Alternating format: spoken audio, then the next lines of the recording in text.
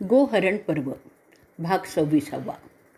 वैशंपायन पुढे सांगतात की दुर्योधनाला त्याच्या हेरांकडून कीचक वधाची बातमी समजल्यावर तो त्याच्या मित्रांना म्हणतो, काळाचा महिमा कोणालाही समजत नाही. पंडूंची मुलं अज्ञातवासातील मोठा काळ यशस्वीपणे व्यतीत करतायत. आता फार थोडा काळ उरलेला आहे. त्या काही दिवसांच्या काळात जर आपण त्यांना उघडं पाडलं नाही तर ते मुक्त होणार आहेत आणि त्यानंतर आपल्याला त्यांच्या क्रोधाला सामोरं जावं लागणार आहे. त्यांच्या भयंकर प्रतिक्रियेला आपल्याला तोंड द्यावं लागणार आहे. म्हणून शक्य तितक्या लवकर आपल्याला त्यांना हुडकणं जरुरीचं आहे. त्याशिवाय आपल्याला असं काहीतरी केलं पाहिजे की ते पंडूंचे पुत्र पुन्हा वनवासात जातील. ते सुद्धा अशा प्रकारे आपल्याला साध्य करायचं आहे की कोणताही कौटुंबिक वाद उत्पन्न होणार नाही. लोकांना सुद्धा योग्य वाटेल असं काही करून ते साध्य करावं लागेल. मग त्यासाठी कोणती उपाययोजना करायची त्याचा आता आपण विचार करायला पाहिजे. आपल्या ताब्यात जो प्रदेश आहे तो आपल्याकडेच कसा राहील ते सुद्धा पाहायचं आहे. यासाठी कर्णासारखा फक्त युद्ध जाणणारा उपयोगाचा नाही आहे, तर त्यासाठी विदुर काकांसारखा मुत्सद्दी पाहिजे. आणि माझं दुःख हेच आहे की असा कोणीही मातब्बर मुत्सद्दी माझ्याकडे नाही आहे. दुर्योधनाचं ते उद्गार ऐकल्यावर कर्ण त्याला सुचवतो, माझ्या मते चतुर आणि कावेबाज असा गुप्तहेर आपण मत्स्य देशात धाडू आणि त्याच्याकडून त्या सैरंध्रीची माहिती मिळवू. कारण जर ती द्रौपदी आहे हे सिद्ध झालं तर आपलं काम झालं. पांडवांना आपण पुन्हा वनवासाला पाठवू शकू. जर द्रौपदी आपल्याला मिळाली तर ते पांडव जिथे लपलेले असतील तिथून तिच्यासाठी पुढे ते नक्कीच येतील, याबद्दल मला विश्वास आहे. दुःशासन म्हणतो, आता कीचक मेला आहे तेव्हा आपण मत्स्य देशावर आक्रमण करू आणि तो प्रांतही आपल्या राज्याला जोडून टाकू. कारण ते आपलं एक स्वप्न होतं. जर पांडव तिथे लपलेले असतील तर ते आयतेच आपल्या ताब्यात येतील. त्याचं सगळं सांगून झाल्यावर दुर्योधन त्याला विचारतो, तुम्हाला इतका कसा विश्वास वाटतो की आपले हेर त्यांना हुडकून काढू शकतील? गेले 1 वर्ष ते प्रयत्न करतायत आणि ते चालू आहेत. तुम्ही काही नवीन सांगू शकत नाही आहे. कदाचित ते समुद्राच्या पलीकडीलही प्रदेशात गेले असतील. तिथे कोणाला पाठवणार? शकुनी आता सुचवतो, मुळात ते आज जिवंत आहेत हे तरी सिद्ध झालं पाहिजे ना. एखाद्या अपघाताने किंवा रोगाने ते केव्हाच मेले असतील. जर ते जिवंत असतील तर ते हे वर्ष संपल्यावर आपला वाटा मागण्यासाठी नक्की येतील. तेव्हा आपण त्यांना पुन्हा द्यूताचं आव्हान देऊ. ते आव्हान तो मूर्ख युधिष्ठिर खात्रीने स्वीकारेल. मग मी पुन्हा त्याला तसंच हरवून पुन्हा वनवासात पाठवीन. जोपर्यंत तो मूर्ख दैववादी पांडव त्यांचा मुख्य आहे आणि ते शूर योद्धे त्यांच्या आज्ञेत आहेत, आपल्याला कशाचीच काळजी करण्याचे कारण नाही आहे. कारण ज्याचा नेताच मूर्ख ते सगळेच मूर्ख ठरतात. दुर्योधनाचा मामा त्याला अशा प्रकारे दिलासा देत असतो. आणि इथेच गोहरण पर्व विराट पर्व भाग 26 संपला आहे. भाग 27. वैशंपायन सांगतात की सामर्थ्यवान आणि दूरदृष्टी असलेले द्रोण गुरु नंतर म्हणतात, मुलांनो, पांडव असे सहजासहजी मरणारे नाही आहेत किंवा ते कमजोरही होणारे नाही आहेत. असे शूर लोक ज्यांच्याकडे शस्त्र, अस्त्र आणि मंत्रविद्या आहे ते कोणत्याही संकटाला सहजपणे तोंड देणार. म्हणून तुम्ही हे मनातून काढून टाका की ते मेलेले असावेत. पांडवांचा एकमेकांशी असलेले संबंध, त्यांची परस्परांवर असलेली भक्ती आणि श्रद्धा, त्यांचं सत्याशी असलेलं नातं, युधिष्ठिराची तत्वनिष्ठता, सत्यशीलता, व्रतस्थ जीवन पद्धती, हे सगळं त्यांना कोणत्याही संकटापासून वाचवण्यास पुरेसंच आहे. आणि म्हणून मला वाटतं की ते योग्य संधीची वाट पाहत कुठेतरी बसलेले आहेत. 13 वर्ष पूर्ण होण्यास थोडाच अवधी बाकी आहे. त्यानंतर ते हस्तिनापुरात येऊन आपला वाटा मागणार, याबद्दल मला पूर्णपणे विश्वास आहे. त्यासाठी तुम्ही असं काहीतरी करा की ते हे वर्ष पूर्ण होण्याआधी उघडे पडतील. आज फक्त 4 दिवस उरलेले आहेत. त्या काळात तुम्ही त्यांना शोधून काढण्यात यशस्वी जर झाला नाही तर तुमचं काही खरं नाही.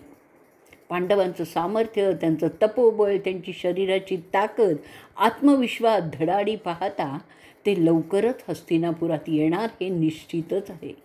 काही ब्राह्मणांना आणि चरणांना देशोदेशी धाडून त्यांचा सुगावा काढण्यावर भर द्या. नुसत्या गप्पा मारण्यात फुकट वेळ घालवू नका, दुर्योधन सांगतो. दुर्योधन आणि त्याचे सवंगडी द्रोणांची भविष्यवाणी ऐकून आणखीनच त्रस्त होतात. आता इथे परत कर्ण सांगतो की ते मत्स्य देशाच्या राजधानीतच असणार, म्हणून आपण त्या विराट नगरीकडे आपले ब्राह्मण पाठवावेत. युधिष्ठिराला ब्राह्मणांचं वेड आहे, त्यामुळे अशा डावात तो निश्चितपणे फसेल. दुःशासन त्याला अनुमोदन देतो. दुर्योधन मात्र विलक्षण बेचैन झालेला असतो. अशा रीतीने गोहरण पर्व, विराट पर्व भाग 27 इथे संपलेला आहे. भाग 28. वैशंपायन पुढे सांगतात की त्यानंतर भीष्म, पांडव कौरवांचे पितामह, वेदांचे ज्ञान असलेले, ज्यांना काल आणि स्थळ यांच्या मर्यादा चांगल्या प्रकारे जाण आहे, ज्यांचं नैतिक शास्त्राचं ज्ञान पूर्णपणे आहे, असे भीष्माचार्य आता बोलायला लागलेले आहेत. त्यांनी सांगितलं की द्रोण जे सांगतात ते जणू काही मीच बोलतो आहे असं होतं. कौरवांचं कशात हित आहे ते आता आपल्याला पाहायचं आहे. कारण युधिष्ठिराच्या गुणांकडे पाहता आत्तापर्यंत जे झालं आहे ते पुष्कळ झालेलं आहे आणि आता सगळ्यांच्या भल्याचं जे आहे ते सांगतो. भीष्माने निपक्षपाती असं त्याचं मत यावेळी तिथे भर सभेत सांगितलं आहे. ते सांगतात की द्रोणांनी जो मार्ग सांगितला तोच धृतराष्ट्राने स्वीकारला तर त्यात कुरुवंशाचं आणि त्याच्या प्रजाजनांचं भलं होणार आहे. पांडव त्यांच्या नैतिक जीवनाचे पक्केच आहेत. त्यांचं अध्यात्मशास्त्राचं ज्ञान पूर्ण आहे. ते त्यांचा क्षत्रिय धर्म कसोशीने आचरत आहे. ते केशवाशी प्रामाणिक आहे. ते अवतारी पुरुष आहेत. त्यांचं भाग्य उज्ज्वल आहे. ते ठरलेल्या नियमांचं पालन प्रामाणिकपणे करत असल्यामुळे न्याय त्यांच्याच बाजूनी होणार हे तर विधिलिखितच आहे आणि ते विधिलिखित खरं होणार आहे. त्यामुळे ते नष्ट होणं कदापिही शक्य नाही. माझं मन मला सांगतं आहे की ते जिथे आहेत तिथे सुरक्षित आहेत. म्हणून आता तुम्ही तुमचा कपटीपणा बाजूला ठेवा. जे आधी ठरलेलं होतं त्याप्रमाणे त्यांना ते आल्यावर त्यांचं राज्य देऊन टाका. त्यातच सगळ्यांचं भलं होणार आहे. त्यांच्याशी दोन हात करण्याची दुर्बुद्धी वाढवू नये असं माझं स्पष्टपणे मत आहे. ह्या अवस्थेत जेव्हा सगळा काळ होऊन गेलेला आहे, नव्याने हेर कामाला लावून त्यांना शोधण्याचा प्रयत्न करणं केवळ निरर्थक आहे. आता त्यांना हस्तिनापुरात येऊ द्यावं. ठरलेल्याप्रमाणे आपला शब्द पाळावा हेच सर्वांच्या हिताचं आहे. त्यात आपण हरल्याचं समजण्याची भूलही तुम्ही करू नका. तुम्ही तुमच्या परीने जे खेळ खेळायचे ते खेळलाच आहे. आता मात्र ते थांबवावं. जर तुम्ही पुन्हा तसल्या गोष्टी करत राहाल तर जे परिणाम होतील त्याची जबाबदारी कोण घेणार? सगळी जनता त्यांच्या बाजूनी आहे. 13 वर्ष तुम्ही त्यांचं राज्य वापरलेलं आहे, परंतु त्यांचं आणि हस्तिनापुराचं लोक तुम्ही जिंकू शकला नाहीत. याचा अर्थ, अरे धृतराष्ट्रा, तू आणि तुझी मुलं खऱ्या अर्थाने प्रजेच्या नजरेतून हरलेले आहात. कोणाचाही मत्सर न करणारा, कोणाचं अहित न करणारा, दुराभिमानी, ज्याच्या भोवती ब्राह्मणांचं सदैव अस्तित्व आहे, ज्याच्या सान्निध्यात सदैव वेदघोषच होत असतात, जो विविध यज्ञ करत असतो, ज्यांनी सगळ्या सृष्टीच्या कार्यकारी देवतांना म्हणजेच इंद्र, अग्नी, वरुण, वायू, यम, वैश्रावण म्हणजेच कुबेर किंवा अरिहंत यांना प्रसन्न केलेलं आहे. कसं बरं कोणी वाईट करू शकेल? ब्राह्मणांना दानं आणि भेटी देणारा, ज्याचं अर्घ्य शेवटी होतच असतं, ज्याच्या राज्यात कधी दुष्काळच पडला नाही, ज्याच्या राज्यात समृद्धी सतत वाढत होती, अशा पांडवांना कोणीही कितीही प्रयत्न केले तरी नष्ट करू शकणार नाही. तुम्ही त्यांचा द्वेष करत होतात, परंतु तो तुम्हाला मात्र क्षमाच करत होता. हा त्यांच्यातला आणि तुमच्यातला फरक तुमच्या लक्षात कसा येत नाही याचंच मला आश्चर्य वाटतं आहे. त्यांनी सदैवच स्नेहभाव वाढवण्याचा प्रयत्न केला आहे. लोकांचा नैतिकतेवरील भरवसा वाढवला आहे. ज्याच्या राज्यात कोणीही भुकेला झोपलेला नाही आहे, ज्यांनी चांगुलपणा आणि भूतदया लोकात वाढवली आहे, ज्या पांडवांनी लोकात आत्मविश्वास वाढवलेला आहे, दुर्बलांना बळ दिलेलं आहे, ज्याच्या राज्यातील देवता त्याच्या चांगुलपणावर संतुष्ट झाल्यामुळे दूध, दुभतं, दही, लोणी कधीही काही कमी झालेलं नाही आहे. दाणागोटा कधीही अपुरा पडला नाही आहे. अशा राज्याचा तो एकेकाळी राजा होता. त्याच्या राज्यात पापाला थारा देखील नव्हता. सगळीकडे आनंदी आनंद होता. ज्या कोठे ते राहत असतील तिथे असलेली दैवतं संतुष्ट असतील, आणि जेव्हा दैवतं संतुष्ट असतात तेव्हा सगळं काही उत्तम होत असतं. देव आणि अतिथी यांचे सन्मान करणारा तो युधिष्ठिर आणि त्याचे बंधू नेहमीच देवांकडून संरक्षित केले जात असतात. त्यांचे कोण आणि वाईट किती करू शकेल? तुम्ही त्यांचे आणि इतरांचं वाईट करण्याच्या योजना आखत आहात. त्याचवेळी ते पांडव सगळ्यांचं चांगलं करण्यात गुंतलेले आहेत. तुम्ही त्यांचं कितीही वाईट करण्याचा प्रयत्न करा, ते तुमचंसुद्धा भलं कसं होईल ते पाहत असतात. कारण ते स्वतःसाठी जगत नाहीत, ते विधात्यासाठी, त्याला जे आवडेल ते करण्यासाठी जगत आहेत. तुम्ही विधात्याला विसरलेला आहात आणि जगता फक्त स्वतःच्या फायद्यासाठी. त्यांचं सगळं लक्ष फक्त आणि फक्त पुण्यप्रभाव वाढवण्याकडेच असतं. वास्तविकतेतील फायदा तोटा तो युधिष्ठिर पाहतच नाही. आध्यात्मिक फायदा आणि तोटा तो पाहत असल्यामुळे बऱ्याच वेळा त्याच्या वागणुकीबद्दल त्याच्या स्वकीयात सुद्धा मतभेद होत असलेले मी पाहिलेले आहेत. अरे मुलांनो, पार्थाचा ज्या मुलात बुद्धिमत्ता आणि दयाबुद्धी आहे, ज्याच्यात नम्रभाव आहे, शालीनता ओतप्रत भरलेली आहे, त्यांना अखेरीस कीर्ती मिळणार ह्याबद्दल मला कोणतीही शंका नाही आहे.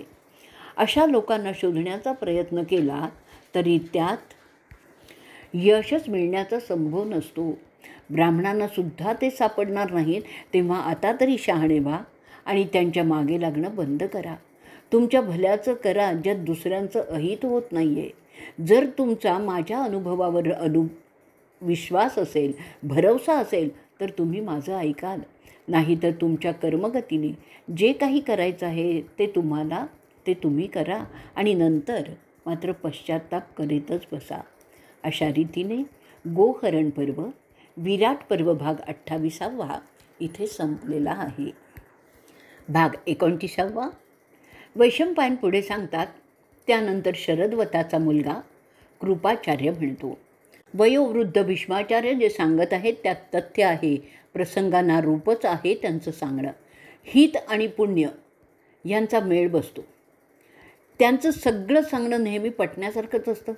त्याशिवाय मला काही सुचवायचं आहे ते सुद्धा ऐका. तुझे हेर जे करत आहेत ते तू चालू ठेव. तसंच ज्यात तुमचं हित आहे ते सुद्धा तुम्ही लक्षातच घेतलं पाहिजे. ज्याला स्वतःचं संरक्षण करायचं आहे त्याने अगदी क्षुल्लक शत्रूकडे सुद्धा दुर्लक्ष केलं नाही पाहिजे. इथे तर ज्यांना तुम्ही तुमचे स्वतःचे शत्रू समजता ते पांडव सर्व शस्त्र, अस्त्र, मंत्रविद्या अशा सगळ्या आयुधांनी सज्ज आहेत. अशांशी तुला मुकाबला करायचा आहे. तू घातलेल्या अटी पार करून जेव्हा ते त्यांचा अज्ञातवास संपवून येतील ना, तेव्हा तू फार सावधगिरीने त्यांच्याशी वागलं पाहिजेस. ते अज्ञातवासात असताना तू तुझं सामर्थ्य तपासायला पाहिजेस. ते पांडव आता इथे येऊन पोचणार हे तर निश्चित आहे. त्यांच्याशी तू समोरासमोर राहू तरी शकशील का रे? हा मुख्य प्रश्न आहे. शत्रूशी लढायचं असतं ना, किंवा करार करून वेळ भागवायची असते, हा नियम आहे. त्यातील कोणतं तुझ्या हिताचं आहे ते तुला पाहावं लागेल. तुझी ताकद, तुझ्या मित्रपक्षांची ताकद, असं सगळंच तुला आत्ता आजमायला हवं आहे. कोणाला तू दुखवला आहेस, त्यांचा तुला आता त्रास होणं अपेक्षित आहे. कारण त्यांना आता पांडव हा एक पर्याय उपलब्ध होत आहे. गेली 13 वर्ष तू निर्धास्त होतास, तसं आता राहिलेलं नाही आहे. म्हणून ज्यांना तू दुखवलं आहेस त्यांच्याशी गोडीने वागण्याचं धोरण तुला स्वीकारावं लागेल.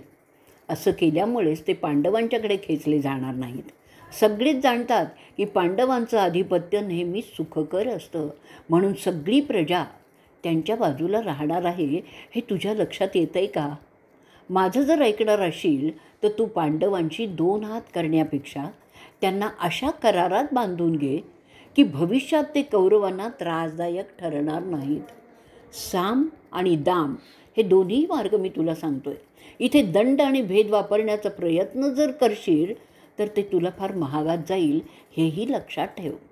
ज्यामुळे हस्तिनापुराची संपत्ती वाढेल आणि तुझ्या पुत्रांना सुखाने जगता येईल असं धोरण तू आता अंमलात आणलं पाहिजेस असं मला सुचवायचं आहे. केवळ वैरभाव वाढवत गेलास तर तुला पश्चात्ताप करण्यासाठी सुद्धा सवड मिळणार नाही. पांडवांना पराभूत करणं कौरवांना शक्य नाही आहे, कारण तू ज्या वडीलधाऱ्यांच्या युद्ध कौशल्यावर अवलंबून राहण्याचं ठरवत आहेस ते म्हणजे भीष्माचार्य, द्रोण आणि कृपाचार्य स्वतः पांडवांवर प्रेम करतायत. तू आत्ताच पाहत आहेस त्यांचे विचार म्हणून एक करणं किती तुला पुरा पडेल. जर युद्धाचा भडका उडाला तर कौरव कोठवर टिकाव धरू शकतील याबद्दल मला शंका आहे. त्याकरता माझ्या मते शांततापूर्ण करार करणं ह्यासारखं धूर्तपणाचं धोरण तुला स्वीकारावं लागेल. त्यात तुझ्या मुलाबाळांचं हित आहे. तुझे दुखावलेले दोस्त तुला साम, दाम, दंड आणि भेद या मार्गाने आपलेसे करावे लागतील. परंतु जर तू शांततापूर्ण करार करू शकलास तर हे सगळे खर्चिक उद्योग करण्याची आवश्यकता उरतच नाही. तो करार कसा करावा, त्याच्या अटी कोणत्या असाव्यात, त्यामुळे तुझा किती फायदा होणार आहे आणि त्या अटी युधिष्ठिराला मान्य होतात का, तेही सगळं तुला योग्य प्रकारे आयोजित करावं लागणार आहे.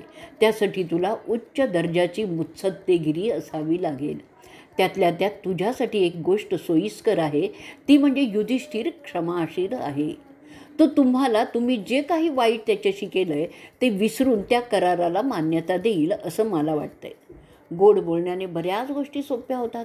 त्यांना न दुखवता तुझा मतलब त्यांच्याकडून काढण्यात तुझी खरी परीक्षा आहे आणि असं केल्यामुळे तुझी ताकद वाढेल.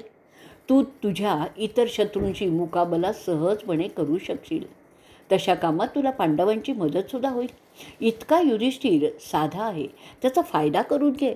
पांडवांची वैर करण्यापेक्षा त्यांना आपलंसं करण्यात तुझ्या भविष्यातील पिढ्यांचं भलं होणार आहे आणि त्यांच्यासाठी तू हे केलं पाहिजेस असं मला वाटतं. अशा रीतीने गोहरण पर्व, विराट पर्व भाग 29 संपलेला आहे. भाग 30 वैशंपायन पुढे सांगतं की शल्य आणि मत्स्य या लोकांच्या सैन्यापुढे मार खाणारे त्रिगर्तचे राजे शुशुर्मन तिथे त्या सभेत उपस्थित होते. ते त्या कुरु लोकांचं संभाषण ऐकत होते. वस्तुतः त्याला पांडव कौरव वादात अजिबात रस नव्हता, परंतु राजशिष्टाचारानुसार ते तिथे होते. त्याने योग्य संधी पाहून आपलाही मुद्दा मांडला, ज्याचा संबंध फक्त दूरान्वयाने पांडवांशी होता. तो राजा शुशुर्मन बोलतो, कीचकाच्या नेतृत्वाखाली आणि सूत लोकांच्या शौर्यामुळे आम्ही मत्स्य देशावर यशस्वी आक्रमण करू शकत नव्हतो. परंतु आता त्यांचा सेनानी कीचक गंधर्वांच्याकडून मारला गेलेला आहे आणि त्याबरोबर त्यांचं लाखावर योद्धेसुद्धा त्या गंधर्वाने मारलेले आहेत. त्यामुळे विराट राजाची ताकद कमी झाली आहे. माझ्या मते आपण या परिस्थितीचा फायदा उठवला पाहिजे. आत्ता जर आपण विराटाच्या राज्यावर चाल करून गेलो तर तो आपल्याला हटवू शकणार नाही. असं बोलताना शुशुर्मन सूचक पद्धतीने कर्णाकडे त्याचं अनुमोदन मिळेल या आशेने पाहत असतो. त्याचा अंदाजही खरा ठरतो, कारण कर्ण ताबडतोब त्या प्रस्तावाला त्याची मान्यता दाखवतो.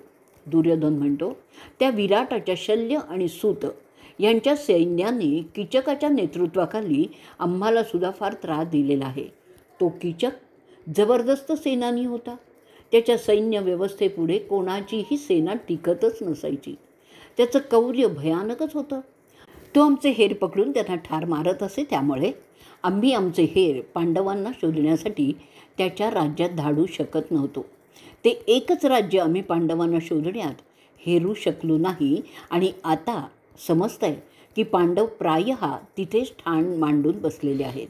त्यासाठी मलासुद्धा वाटते की त्रिगर्तचे शुशुर्मन जे सुचवत आहेत त्याचा विचार झालाच पाहिजे. जर आत्ता आपण सगळ्यांनी मिळून मत्स्य देशावर आक्रमण केलं तर विराटाचा आपण पराभव करू शकू आणि जमल्यास पांडवांचा सुद्धा सुगावा लावू असं मला वाटतं आहे. कर्णाने त्या प्रस्तावाला आधीच अनुमोदन दिलेलं होतं. सगळेच कौरव त्या प्रस्तावाला मान्यता देतात. ते म्हणतात, कीचकाच्या मृत्यूचा आपण चांगला फायदा करून घेतला पाहिजे. सगळे एक दिलाने ओरडतात, चला मत्स्य देशावर चाल करू.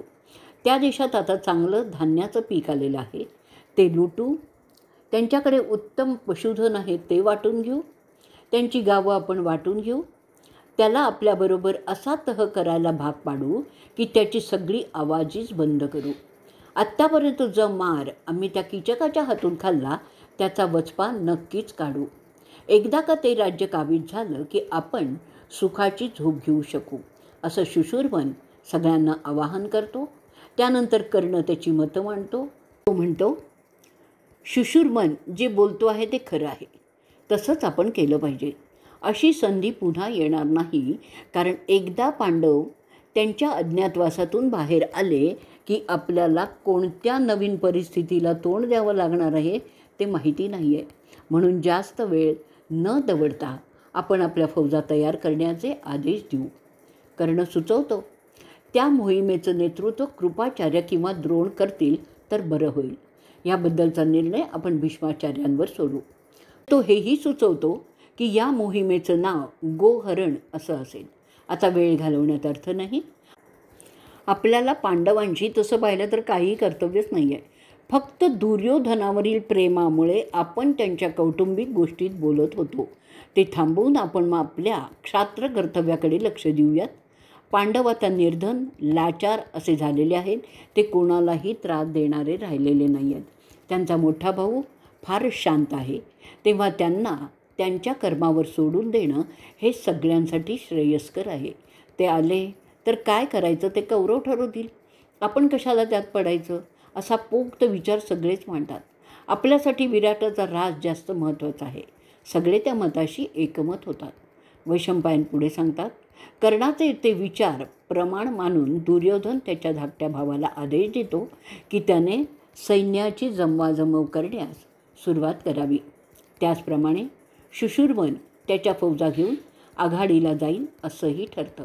मत्स्यदेश हस्तिनापुराहून चांगला 5 दिवसांच्या अंतरावर आहे.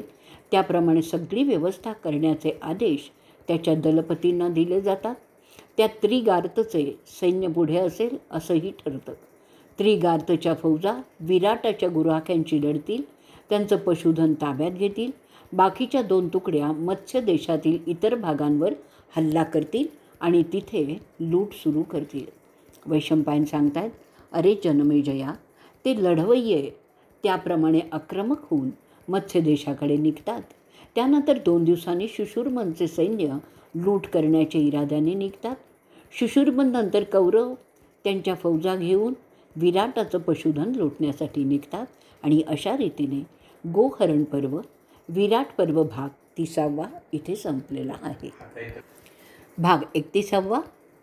वैशंपायन पुढे सांगतात की आपले सामर्थ्यवान पांडव विराटाच्या पशुधनाचं संरक्षण करण्यासाठी होते.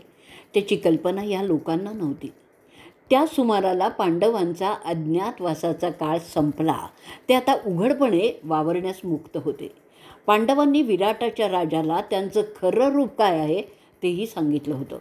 ते ऐकून राजा म्हणतो की त्याला तशी शंका पहिल्या दिवसापासूनच होती. माझा अंदाज चुकलेलाच नव्हता. सगळे पांडव आणि त्यांची पत्नी त्यांच्यापुढे हजर होतात. राणी द्रौपदीचा औक्षण करते. काही कमी जास्त बोलली असेल तर त्याबद्दल दिलगिरी व्यक्त करते. द्रौपदी सांगते की ही आमची परीक्षा होती, त्यामुळे आम्हाला समजलं सामान्य माणसाला जगताना किती त्रास होतो. किंबहुना तेच शिकवण्यासाठी विधात्याने हे रचलेलंच असावं. त्यानंतर राजा, जो वृद्ध होता, पांडवांना सांगतो की आता कीचकाला मारलं असल्यामुळे माझ्या राज्याच्या संरक्षणाची जबाबदारी मी तुमच्यावर सोपवतो. हे सगळं जे घडत होतं त्याची कौरव कंपूला काही माहितीच नव्हती. ते त्यांच्याच मस्तीत मत्स्य देशावर चाल करून येत होते. त्यांच्यापुढे दैवाने काय वाढून ठेवलेलं आहे हेही त्यांना माहिती नव्हतं. शुशुरमनने विराटाचं दूरवर पसरलेलं पशुधन घेरलं. ते होतं त्या दिवशी जेव्हा अज्ञातवासाचा शेवटचा दिवस संपलेला असतो. विराटाचे गुराखी त्वरेने राजसभेत पोचतात आणि तिथे झालेल्या आक्रमणाचं वृत्त सांगतात. राजा त्याच्या कारभाऱ्यांबरोबर सभेत बसलेला असतो. त्याचवेळी राजाला युधिष्ठिर त्याच्या अज्ञातवासाबद्दल तिथे सांगत असतो. पांडव त्यांच्या मूळ रूपात तिथे येऊन उभे असतात. तिथे आलेले गुराखी त्याला सांगतात, अहो राजा, कधी नाही ते घडलेलं आहे. आपले पशुधन त्रिगर्ताचे लोक पळवत आहे. कीचक मेल्यामुळे आपल्या शत्रूत जोर आलेला आहे. काहीतरी करा, नाही तर ते आणखीन पुढे येतील. त्यांना थांबवलं पाहिजे. ते ऐकल्यावर विराट राजा त्याच्या फौजेला तयार होण्याचा हुकूम करतो. विराटाचा भाऊ सतनिक उच्च दर्जांचे पोलादी चिलखत अंगावर घालतो. त्या चिलखतावर सोन्याचं नक्षीकाम केलेलं होतं. विराटाच्या सैन्याचा रुबाब तर पाहण्यासारखाच होता. मदिराक्ष त्याचा धाकटा भाऊ तसंच सोनेरी चिलखत नेसतो आणि त्या चिलखतातून कोणताही बाण भेदू शकत नव्हता. विराट राजाच्या चिलखताचं तर काय सांगावं. त्याच्यासारखं अभेद्य चिलखत क्वचितच कुठेतरी असेल. त्यावर अनेक चक्र होती जी सूर्यासारखी चमकत होती. सूर्यदत्ताच्या चिलखताचं वर्णन काही वेगळंच होतं. त्यावर अनेक कमळांचे रेखीव नक्षीकामही होतं. विराटाचा ज्येष्ठ पुत्राचं चिलखत चमकणाऱ्या पोलादाचं होतं. त्यावर सोन्याचे 100 डोळे बसवलेले होते. ते अभेद्य होतं. अशा प्रकारे अभेद्य चिलखताने सुरक्षित असे मत्स्यचे सैन्य युद्धासाठी सज्ज झालं. त्या प्रत्येक सैनिकांच्या घोड्यांनासुद्धा पोलादी जाळीचं आवरण होतं, ज्यामुळे ते घोडे कोणत्याही बाणाने घायाळ होणारे नाहीत. विराटाचे सगळे रथ सोन्याने मढवलेले होते. त्यांच्या रथावर त्यांचे झेंडे फडकत होते. त्यांचे रथ सगळ्या प्रकारच्या आयुधांनी सज्जही होते. राजा विराट त्याच्या धाकट्या बंधूला म्हणजे सतनिकाला बोलतो, अरे सतनिका, मला वाटतं ब्राह्मण कंक, स्वयंपाती, वल्लभ, तंत्रीपाल, ग्रंथिक हे सुद्धा आपल्याबरोबर लढतील असं वाटतंय. तरी त्यांना आपल्या फौजेत घेण्याबद्दल तुझं काय मत आहे? त्यांनासुद्धा रथ आणि शस्त्र इतर दे आणि आपल्या समरात सामील होण्यास सांग. त्यांना आपल्यासारखीच अभेद्य शिरस्त्राणं आणि चिलखतं द्यावीत. ह्या निमित्ताने मला त्यांचं युद्ध कौशल्यही पाहता येईल. राजाची इच्छा ऐकल्यावर ताबडतोब सतनिक त्यांची व्यवस्था करतो. राजाची आज्ञा झाल्यावर ते सगळे कुंतीचे पुत्र युधिष्ठिर, भीम, सहदेव, नकुल मोठ्या आनंदाने सामील होतात. त्यांना त्यांच्या पसंतीच्या रथांची व्यवस्था केली जाते. ते त्यांना दिलेले अभेद्य चिलखत आणि शिरस्त्राण नेसतात. अशा रीतीने अरे जनमेजया, तुझे पूर्वज मोठ्या हिरिरीने युद्धासाठी निघतात. विराटाच्या सैन्याचा भाग असे ते पांडव मत्स्य देशासाठी लढण्यासाठी निघतात. त्यांच्या साह्यासाठी 6 वर्षे वयाचा चांगले तरुण हत्ती सज्जही असतात. असे सज्ज सैन्य घेऊन राजा विराट त्याचं गोधन सुरक्षित करण्यासाठी निघतो. राजाच्या मागोमाग 8000 रथ असलेला फौजपाठा चालत असतो.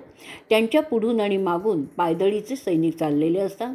ते त्यांच्या पळवलेल्या गुरांच्या पायांच्या ठशांचा मागोवा घेत जात असतात. हे सगळं दृश्य पाहण्यासारखंच होतं. अशा रीतीने गोहरण पर्व विराट पर्वाचा 31वा भाग इथे संपलेला आहे. 32वा वैशंपायन पुढे सांगतात की विराट नगरातून बाहेर आल्यानंतर लवकरच ते त्रिगर्तच्या लोकांना गाठतात. तेव्हा दुपारची वेळ होती. त्रिगर्ताचे आणि विराटाचं सैनिक यांच्यात जोरदार युद्ध सुरू होतं. सैनिक आणि त्यांचे घोडे आणि हत्ती यांच्या ओरडण्याने सगळी पृथ्वी दुमदुमून निघते. विराटाचे हत्ती त्यांच्यावर बसलेल्या माहुताच्या आज्ञेने त्रिगर्तच्या सैन्यात मुसंडी मारतात. तेव्हा त्रिगर्तच्या सैन्याची त्रेधा तिरपीट कशी उडते ते पाहण्यासारखं होतं. दोन्ही सैन्य आणि त्यातील पशु यांच्या ओरडण्याने कोलाहल माजलेला होता. काटेदार गदा, भाले, कुऱ्हाडी अशा हत्याराने ते एकमेकांना मारत होते. त्यावेळी सूर्य उतरणीला लागलेला होता. ती लढाई जुन्या जमानातील देव आणि दानवांच्या लढाईसारखीच होती. दोन्हीही बाजू आपापल्या परीने शिकस्त करत होते. अंगावर काटा उभा राहील असंच ते दृश्य होतं. त्यांनी यमाच्या घराचं जणू दरवाजे उघडलेले होते, कारण अनेक योद्धे त्यात मरत होते दोन्ही बाजूंचे. पण कोणीही हार मानायला तयार नव्हतं.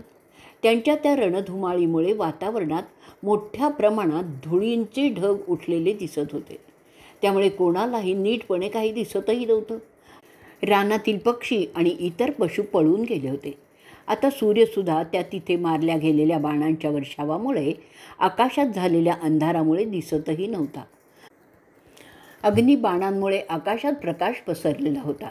रथार्थी रथार्थ्यांशीच आणि पायीक पायिकांशी असे लढत होते. घोडेस्वार घोडेस्वारांशी, हत्तीवरील हत्तीवरच्यांशी अशी लढत होत होती. तलवारी, फरशा, भाले, गदा असं सगळंच वापरलं जात होतं. परंतु कोणालाही हार मानायची नव्हती असं दिसत होतं. मातीत अनेक डोकी, कापलेले हात, पाय असे सर्वत्र विखुरलेले दिसत होते. कोणाचे कान तर कोणाचे डोळे, कोणाचं नाक असं सुद्धा पडलेलं दिसत होतं. माती रक्तानी माखलेली होती. मातीत पडलेले कित्येक चेहरे फार सुंदर होते. त्यांच्या केसांनी जमीन झाकलेली होती. चंदनाच्या गंधांनी माखलेले हात, कपाळाला भलं मोठं लावलेलं गंध, असं जखमांनी भरलेलं रक्ताळलेले चेहरे इतस्ततः पडलेले होते.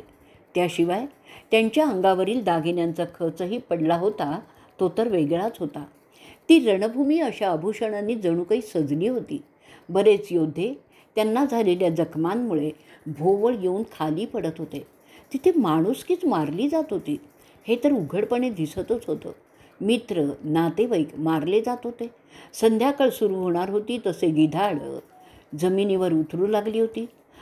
सतनिकाने शत्रूचे 100 योद्धे मारलेले असतात. विशालाक्षाने 400 मारलेले असतात. ते दोघेही त्रिगार्तच्या सैन्यात घुसतात. तिथे ते समोरासमोर युद्ध करायला लागतात. ते अंगाला भिडतात, एकमेकांचे केस खेचू लागतात, नखांनी ओरबडायला लागतात, कारण त्यांची लढण्याची साधनं मोडलेली असतात. राजा विराट आणि सूर्यदत्त त्यांच्या रथात आणि मदिराक्ष त्याच्या रथात असे. गार्तावर तुटून ते पडलेले आहेत. शेकडो लढवय्ये ते मारतात. त्यांचं कौशल्य वाखाणण्यासारखंच होतं. विराट राजा आणि शुशुर्मन समोरासमोर येतात. ते लढायला लागतात. ते बाणांचा वर्षाव करायला लागतात. पावसासारखे ते बाण पडत होते. विराट राजा शुशुर्मनला 10 बाणांनी घायाळ करतो. त्यात त्याचे घोडेसुद्धा जखमी होतात. शुशुर्मनच्या बाणांनी विराटाचं सुद्धा नुकसान होत असतं. त्या लढाईत धुळीमुळे इतका गोंधळ उडालेला असतो की ते एकमेकांचे शत्रू कोण आहे तर ते ओळखूच शकत नव्हते. अशा रीतीने गोहरण पर्व, विराट पर्वाचा 32वा भाग इथे संपलेला आहे. भाग 33वा. वैशंपायन पुढे सांगतात की अरे जनमेजया, जेव्हा अंधार पडला आणि कोणी कोणाला पाहू शकेना, तेव्हा ते दोन्हीही बाजूचे लोक लढायचं थांबतात. तेवढी विश्रांतीही त्यांना मिळते. मशालीच्या प्रकाशात ते त्यांच्या जखमा बांधण्याचं काम करतात. थोड्या वेळाने आकाशात चंद्र उगवतो. त्यामुळे त्या युद्धपिपासू क्षत्रियांना आनंद होतो, कारण ते आजूबाजूचं पाहू शकतात. त्याबरोबर पुन्हा ते मारामारी सुरू करतात. त्या चंद्राच्या मंद प्रकाशात ते एकमेकांना नीटपणे पाहू शकत नव्हते, तरीही युद्ध करत होते. त्रिगार्ताचा राजा आणि त्याचा धाकटा भाऊ असे दोघेही विराटावर चाल करून जातात. ते रथातून उतरतात आणि हातात गदा घेऊन विराटाकडे जातात. तिथे त्यांचं राजाशी लढणं चालूच होतं. त्यामध्ये तलवारी, खंजीर असं सगळं ते वापरतात. लढवय्ये लहान शलाग फेकून सैनिकांना घायाळ करत असतात. त्यांनी त्यांच्या सैनिकांच्या मदतीने मत्स्य सैन्याचा पराभव केलेला असतो. ते पाहिल्यावर तो शुशुर्मन उत्स्फूर्तपणे विराटाकडे जातो. त्याचे दोन्हीही घोडे मारले गेलेले असतात. नंतर त्याला तो कैदी करतो, जे त्याचं बऱ्याच दिवसाचं स्वप्न असतं. ते त्या वृद्ध राजाला छळायला लागतात, जसं एखाद्या सापडलेल्या मुलीला वासनांध माणसं करतात. विराटाला कैदी केल्यानंतर शुशुर्मन त्याला स्वतःच्या रथात घेतो आणि त्वरेने तिथून निघून जातो. जसे मत्स्य लोकांना समजतं की त्याचा राजा कैदी झालेला आहे, ते लढाई सोडून सैरावैरा धावायला लागतात. ते त्यांचं घाबरून पळून जाणं युधिष्ठिर पाहतो आणि भीमाला म्हणतो, अरे बंधू, आपण त्याच्या राज्यात 1 वर्ष मजेत राहिलेलो आहोत. त्यांनी आपला चांगला मान राखलेला आहे. अशा राजाला वाचवणं आपलं काम आहे असं मला वाटतं. तू काय करणार आहेस त्याला सोडवण्यासाठी? आपल्यावर उपकार करणारा अशा रीतीने अपमानित होणं हे आपल्याला शोभत नाही. त्याला त्याच्या शत्रूंच्या हातून सोडवणं आपलं कर्तव्य आहे. भीम त्याला म्हणतो, जर आपली तशी आज्ञा असेल तर मी ते त्वरित करीन. आता पहा माझ्या बाहूंची ताकद आज आपण. तुम्ही सगळे माझे बंधू तसेच उभे राहा आणि मी काय करतोय ते पहा. पहा, हे भलं मोठं झाड मी उपटतो, त्याची गदा करतो आणि त्याच्या फटक्याने शत्रूला गारद करतो. बघा मी हे कसं करतोय ते.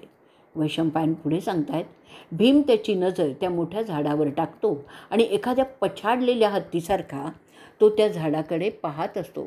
त्याचवेळी युधिष्ठिर त्याला थांबवतो आणि त्याला सांगतो, अरे वृकोदरा, जर सगळ्यांच्या पुढे तू ते केलंस तर तिथे असलेल्यांना तू भीम आहेस हे समजेल. ते आपल्याला आत्ता योग्य नाही. त्यासाठी तू मानवी पद्धतीने तुझं शौर्य दाखवावं. बाण नाही तर भाला, असं काहीतरी वापरून तू राजाला मुक्त करावंस असं मला वाटतं. आपले सहदेव आणि नकुल तुझा रथ सांभाळतील. तुम्ही तिघे मिळून राजाला मुक्त करावं.